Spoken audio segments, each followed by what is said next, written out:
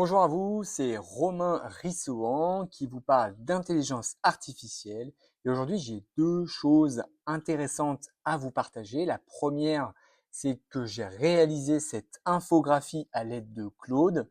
Claude est une véritable alternative à ChatGPT pour créer des applications ou pour créer des infographies, comme vous pouvez le constater ici.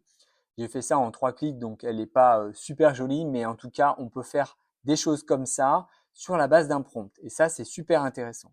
La deuxième chose que je voulais vous partager, c'est justement le contenu de cette infographie qui représente foncièrement un décor qui se met en place relativement à l'intelligence artificielle, à savoir évidemment le leader ChatGPT édité par OpenAI, mais suivi de très près finalement par Microsoft, qui, rappelons-le, est un actionnaire important chez OpenAI, qui a donc mis en place sa solution copilote dans tout l'écosystème bureautique type Word, Excel, PowerPoint, Bing et Outlook, qui permet à n'importe quel utilisateur d'utiliser l'intelligence artificielle directement dans sa bureautique au quotidien. C'est un atout indéniable, bien que à cet instant, les fonctionnalités soient encore balbutiantes, on pourrait dire en version bêta. Autre élément à constater dans cette infographie, la présence de Google qui réplique de la même manière que Microsoft en intégrant Gemini à tous ses espaces de travail, donc Docs, Gmail, Meet, euh, Docs, Sheets, etc. Je n'avais pas précisé, mais sur Microsoft, on a également Teams pour contrer Meet.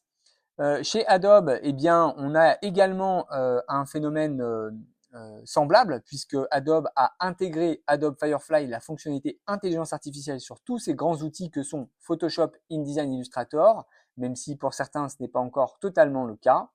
Et donc à côté de ça, eh bien, il reste une pluie d'applicatifs qui sont leaders dans leur expertise, pourrons-nous dire ainsi, donc à savoir Claude, Agent, Vapi, Synthesia, que j'ai souhaité intégrer ici.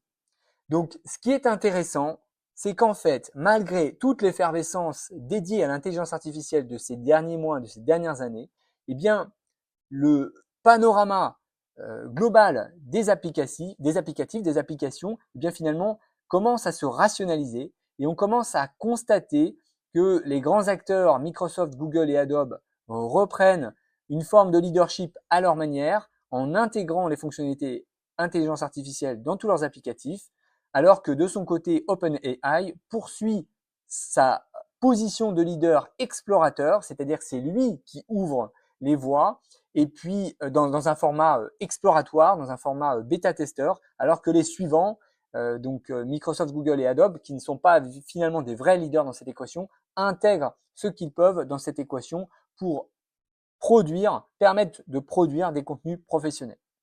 Voilà, à bientôt, au revoir.